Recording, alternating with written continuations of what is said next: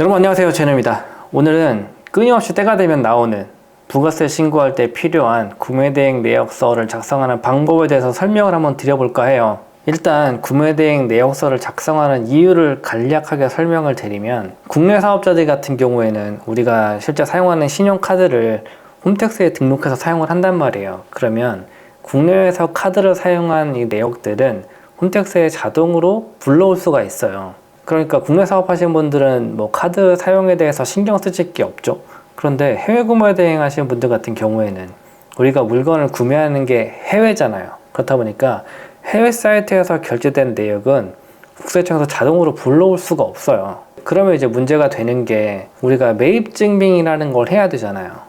해외에서 구매한 내역을 증빙을 해야 되는 거예요. 그런데 그게 안 되기 때문에 매입 증빙이 안 되면 그 부분을 우리가 따로 이렇게 매입을 했어요 라는 걸 알려줘야 된다는 거죠. 그래서 세금에 대해서 정확하게 확인하기 위해서는 정말 반드시 구매대행 내역서의 작성이 필수거든요. 그리고 여러분들도 아시다시피 해외 구매대행은 실제로 우리가 벌어들인 순이익에 대해서만 세금을 낸다, 국세청에 신고한다라고 알고 계시잖아요. 그래서 우리가 홈택스에서 부가세 신고할 때도 우리가 5천만 원을 벌었다라고 하면 이 5천만 원을 세금 신고를 바로 하고 여기서 부가세를 계산하게 되어 있어요. 근데 예를 들어서 제노라는 사람이 1억 원어치 물건을 팔았어요.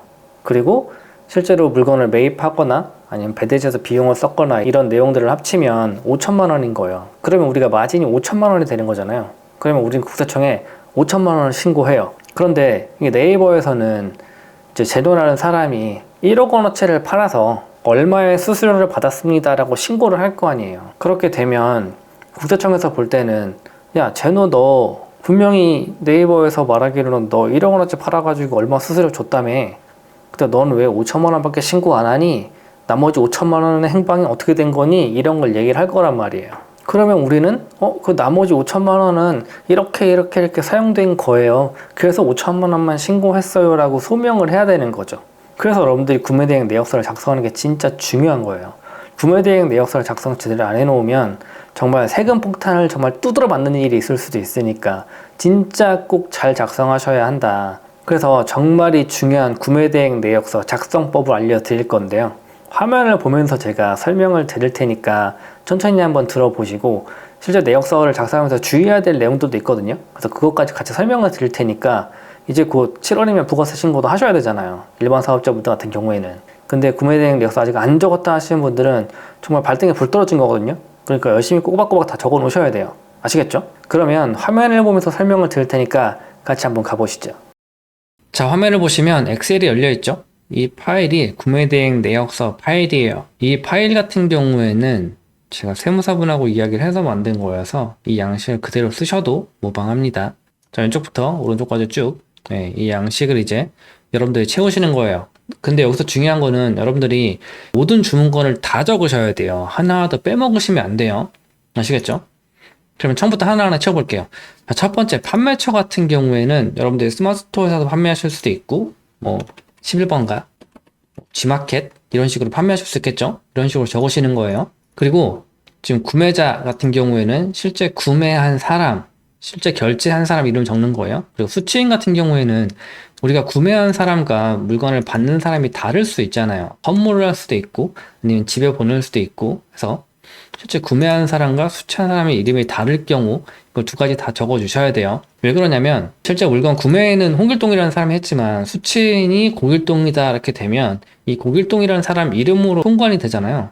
배대지에 신청서 작성할 때 이 고길동이라는 사람 이름으로 통관이 될 거란 말이에요. 그러면 우리가 구매자만 적어 놓으면 이 건에 대해서 정확하게 알 수가 없어요. 수취인도 같이 적어 주시는 거예요. 그 다음에 실제 고객이 주문한 날짜 적으시고, 상품은 어떤 거였는지 이거 적으시고요. 그 다음 옵션은 어떤 옵션이었는지 이렇게 적으시는 거예요.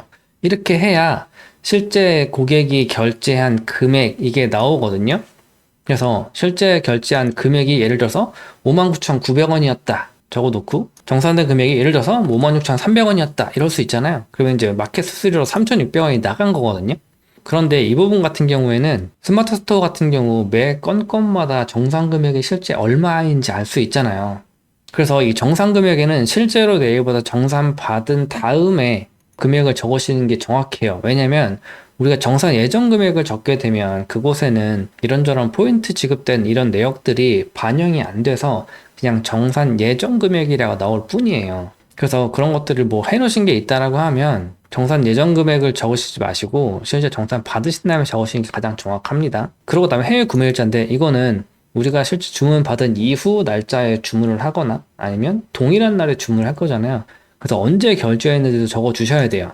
그리고 상품 구매 외화 같은 경우에는 얼마에 주문했는지 이 내용을 적는 건데요. 실제 우리가 결제한 날짜의 금액과 우리가 카드 결제 금액은 조금 차이가 날 수 있어요. 해외 구매 내역 같은 경우에는 카드로 구매한 다음에 이 전표 매입되고 실제 결제되는 금액이 조금씩 다를 수 있거든요. 그래서 해외 구매 금액을 먼저 적어 놓으시고, 예를 들어서 얘가 뭐 200위안이었다. 200위안 적어 놓으시고, 그 다음에 카드 결제 금액을 적으시는 건데, 이 카드 결제 금액 같은 경우에도 여러분들이 그냥 우리가 결제한 다음에 띵 오는 문자, 이거는 대부분 달러로 적히잖아요. 근데 이곳에 달러로 적어 놓으면 정확하게 제품의 원 단위까지 나타낼 수가 없어요. 그래서 이 카드 결제 금액 같은 경우에도 여러분들이 주문 건에 맞춰서 카드사에서 하나로 변경된 금액이 표기가 되면 그 금액을 이곳에 적어 주셔야 돼요. 그래야 나중에 소명을 할 때 이 홍길동이라는 구매자 분이 어떤 상품을 어떤 옵션을 선택해서 얼마 주고 구매했다까지는 스토어에서 우리가 기본적으로 확인할 수 있는 내용이잖아요. 그 다음에 이제 우리가 실제 해외에서 구매한 내역을 증빙해야 되는데, 그럴 때는 외화의 금액과 총 카드 결제 금액이 중요한데, 카드 결제 금액이 예를 들어서 안 맞는다. 달러로 결제가 됐지만 그날 환율 기준으로 적어버렸다라고 하면 며칠 뒤에 전표가 매입돼서 금액이 책정되면 금액이 뭐 원단위, 10원 단위, 100원 단위가 다를 수 있단 말이에요. 그러면 우리가 여기에 있는 마진을 가지고 국세청에 신고를 할 텐데 이 카드 결제 금액 자체가 차이가 난다라고 하면 이 마진 금액이 달라질 거잖아요. 그러면 실제 마진을 잘못 적어서 여러분들이 세금 신고하는 경우가 발생을 해요. 그래서 꼭 총 매입 금액을 적으실 때, 카드 결제 금액을 적으실 때는 카드사에서 하나로 변경돼서 우리가 카드 결제할 때 내역에, 해외 결제 내역에 건건히 확인하셔서 적어주시는 게 더 중요해요. 그렇지 않으면 이 마진 부분이 차이가 날 수 있다. 그러면 우리가 차이 나는 금액을 가지고 세금 신고를 하게 된다라고 생각을 하시면 되는 거예요. 그래서 주의하셔야 될 게, 카드 금액은 꼭 하나로 변경된 다음에 적자. 그 다음에 배대지 배송료 같은 경우에는 여러분들 사용하시는 배대지에 해당 주문건이 얼마였는지 확인하신 다음에 적으시면 돼요. 그리고 관부가세 같은 경우에는 제품의 관부가세를 직접 낸 경우, 이런 경우들 있잖아요. 그랬을 때는 관부가세 이곳에 적어주시는 거예요. 그리고 나면 마진은 자동으로 수식에 의해서 들어가게 되어 있거든요. 그래서 여러분들이 구매대행 내역서를 적으실 때 가장 중요한 게 뭐냐라고 하면, 구매한 사람과 수취인 이름이 다를 수 있다. 고객이 주문한 날짜보다 내가 해외에서 구매한 이 날짜가 동일 날짜거나 아니면 그 이후의 날짜여야 한다예요. 정산 금액을 적을 때도 정산 받은 금액을 적어야 한다. 실제 정산 받은 금액. 그리고 카드 결제 금액 적을 때도 실제 카드사에서 빠져나간 금액을 적는다고 생각하시면 돼요. 그래서 이 항목들을 내가 대충 적는 게 아니고요. 1원 단위까지 맞춰서 기입을 해주셔야 돼요. 아시겠죠? 뭐 한 달에 뭐 한두 건 팔아요, 10건 팔아요, 이 정도 수준이 아니라 한 달에 몇백 건씩 팔게 되면 1년으로 쌓였을 때 굉장히 많은 금액이 되잖아요. 그렇다 보면 이 마진 부분의 차이가 커질 수도 있어요. 카드 결제 금액 잘못 적으면. 그래서 그런 부분들까지 잘못 신고했다가 나중에 이제 소명이 나오면 이 건별로 실제 조사를 들어갈 텐데 분명히 카드 매입 결제 금액 다를 거고 마진도 달라버리면 여러 가지 문제가 생길 수 있단 말이죠. 이렇게 해서 구매대행 내역서라는 걸 적으시는 거예요. 여기까지 구매대행 내역서 작성법에 대해서 배워봤어요. 어떠셨어요? 어려우세요?